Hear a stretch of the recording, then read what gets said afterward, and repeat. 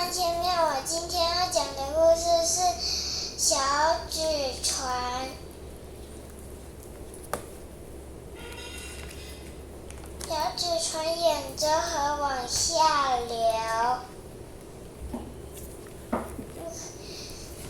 就看到了狮子。狮子说：“你可以带我去玩吗？”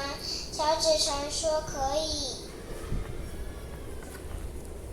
小纸船说：“我只能带3颗豆子的重量。”狮子说：“我和1颗豆子的重量一样重。”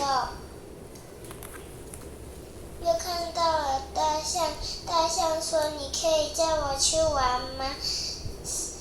小纸船说：“可以呀。”小纸船说：“我还可以载2颗豆子的重量。”大象说：“我还可以。”大象说：“我和1颗豆子的重量一样重。”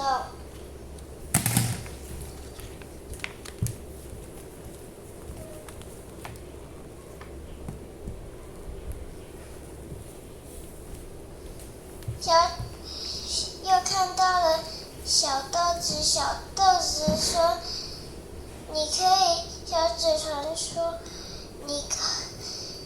小豆子说：“你可以载我去玩吗？”小纸船说：“可以呀。”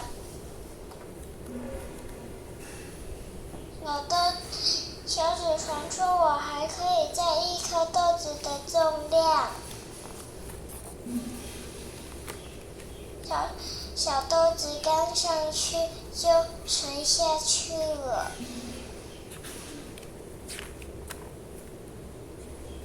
大象再来叠狮子，再来叠小豆子，再来叠小纸船。他们一直感冒，小豆子就说：“你来我家。”小豆子就给他们准备很多东西，小纸船在那里晒干。大象吃了一个蛋糕，配了一个奶茶。狮子也是吃了一个蛋糕，配了一个奶茶。他们就说：“好饱哦。”小豆子就说：“你们都饱了，那这些都给我吃吧。”大象跟狮子说：“哇，你也太会吃了吧！”小豆子跟小纸船还有狮子、大象在玩跷跷板，他们就跟小豆子说拜拜。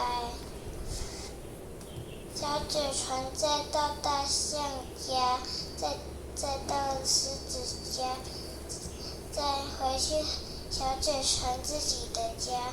故事讲完了。